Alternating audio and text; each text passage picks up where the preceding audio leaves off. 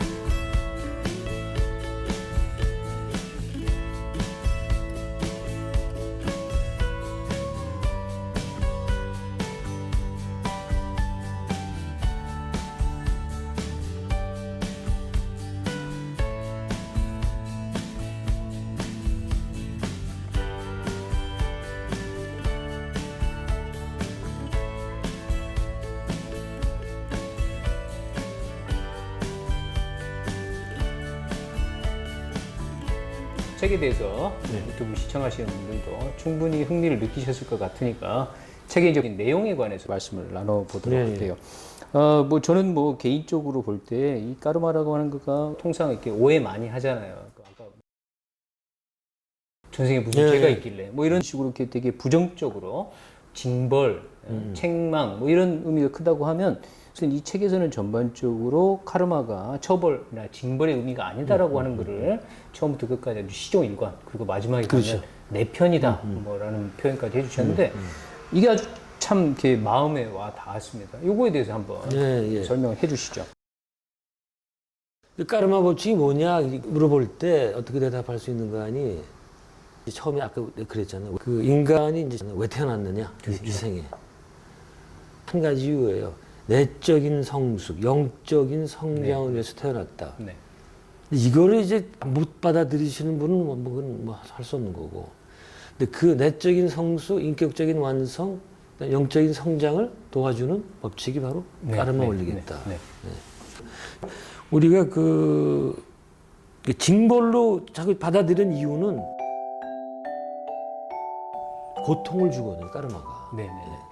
그래서 그걸 징벌을 받아들여 가지고 까르마는 나쁜 거다, 부정적인 거다 이렇게 생각하기 쉬운데 저는 이걸 우리가 병에 걸리는 거에 비유를 해요. 까르마 법칙을 우리가 만약 병에 안 걸리면 어떻게 됩니까? 그죠, 아픈 곳을 찾아낼 수가 없죠. 그래서 죽어. 그렇죠.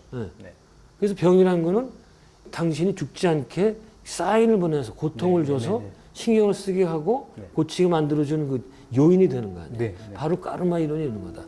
내가 지금 어떤 그 일로 고통에 처해 있다면 그것은 뭔가 내 가야 될 길에서 벗어났기 때문에 자연스럽게 징벌적인 성격으로 다가온 거다 말이죠.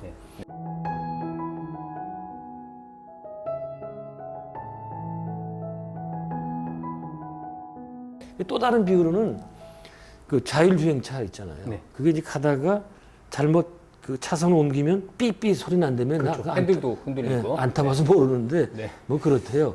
마찬가지로 까르마도 우리가 제대로 된 길에서 벗어날 때 옆에서 사인을 줘서 원래 길로 가게 하는 거다. 이게 정말 필요하고 중요하고 그래서 내 편이라는 거예요.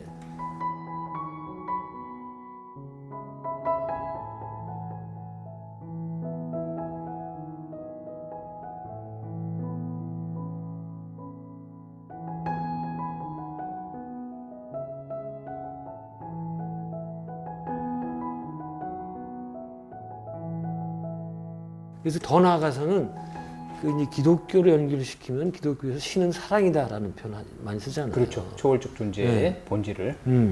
그 신이 어떻게 사랑이라고 볼 수가 있어요? 아니 그래서 어린애가 그냥 막 아무 죄도 없는 애가 막 죽고 말이지 생각할 수 없는 게 굉장히 많지. 그러니까 그렇죠. 불합리하고 부조리하게 보이는 존재의 여러 가지 측면들이 설명할 수 없는 그런 얘기들이.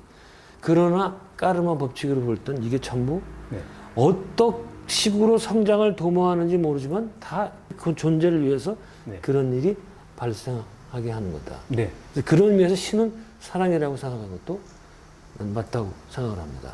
네.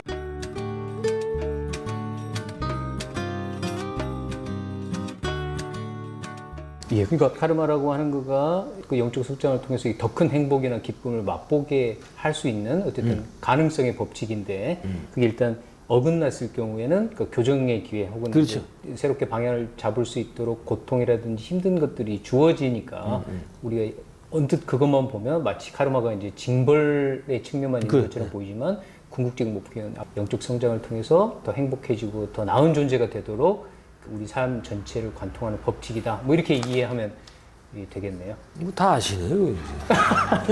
선생님 책을 읽었으니까. 아, 그렇군요. 책을 읽었으니까 제가 또 말씀을 드렸습니다. 선생님 책에서도 또 이렇게 아주 명확하게 다뤄주셨는데 제가 이제 언뜻 생각을 하면 전생에 뭐 이런 죄를 지었기 때문에 이번 생에 이게 피할 수 없이 뭔가를 이렇게 겪어야 된다. 다시 말하면 숙명론, 결정론처럼 자꾸 이제 카르마 법칙이 오해가 된다라고 하는 거를 선생님이 여러 번 언급해 놓으셨는데요.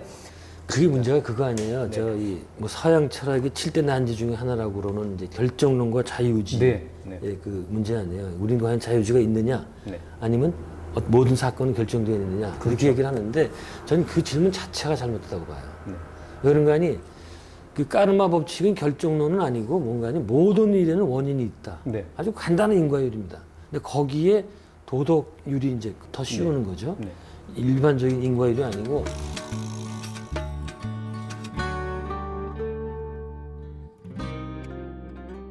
근데 어떻게 접근해야 되는 거 아니? 우리가 어떤 사건을 맞이할 때 그때 그 사건이 결정되어 있는 것은 결정되어 있는 정도를 따지는 거지. 네. 그게 전적으로 결정되어 있다, 전적으로 자유롭다, 이건 아니겠다. 네. 네. 그러니까 인간은 분명히 자유를 갖고 있어요. 네. 뭐든지 마음대로 할 수 있어요. 그런데 어떤 사건에서 그 자기가 누릴 수 있는 자유의 정도는 네. 각 사안마다 다르겠다. 아, 사안마다. 네.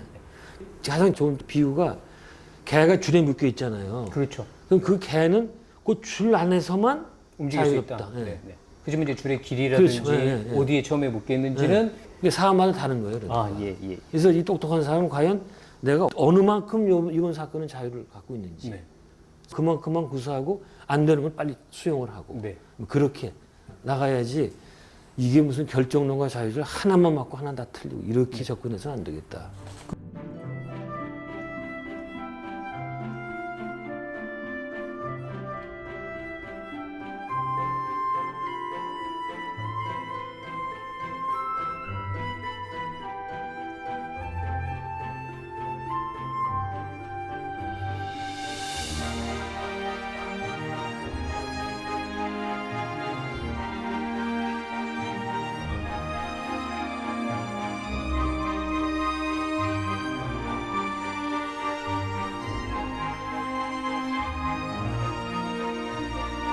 선생님 책에 보면 이제 이 부분을 좀 더 이렇게 쉽게 이해할 수 있는 개념을 잘 풀어서 말씀해 주셨더라고요. 예를 들어서 배우자라든지 네, 직업 같은 경우는 전생의 카르마로부터 굉장히 큰 영향을 받고 사실 이번 생에 전생의 과제를 이제 풀어야 될 때 그 배우자라든지 직업의 선택 같은 경우는 매우 중요한 결정이었죠. 그럼요. 네.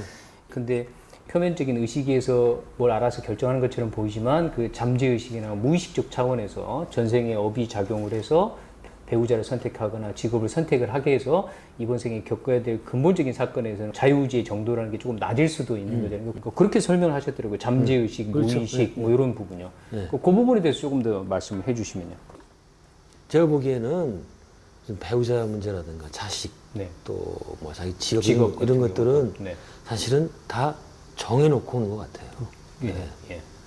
특히 이제 배우자는 뭐 그런 가능성이 꽤 있는 거잖아요. 근데 배우자도 나 정말 싫어 그러고 안 할 수 있어요. 자기 자유의지를 발동을 해서. 네. 그럼 어떻게 되겠어요? 그럼 이제 이번 생에 해야 될 과제들이 네. 안 풀리는 근데 거죠. 부정적인 영향이 오거든요. 그것 때문에 그걸 자기가 감당을 해야 돼요. 근데 그래도 까르마 법칙은 또 다른 길로 해서 또 길을 제시를 합니다. 제가 그럼 어떻게 이해를 많이 드는가 하니 왜 이제 그 운전하고 할 때 내비게이션에서 이리 가라고 그러는데 안 가잖아요. 그렇죠. 다시 우회로를 가르쳐 네, 주잖아요. 또 다른 길을 가르쳐 주잖아요. 네. 대신에 우리가 좀 삥 돌아가고 어떤 그 감내될 그런 부분이 생기죠. 모든 사건들이 그런 식으로 전개되지 않겠나 네. 그런 생각이 들어요. 그리고 이게 저는 이런 것들은 사실은 결정돼 있으니까 가능하면은 빨리 그걸 알고 뻗팅기지 말고 뭐 스스로 찾아가라 이거예요. 수용하고 네, 수용을 해라 받아들이고. 이거예요. 거기서 내가 뭘 배워야 될지를 생각을 해야 되고 네. 근데 제일 중요한 거는 주위에 휩쓸리지 말아야 돼요. 네.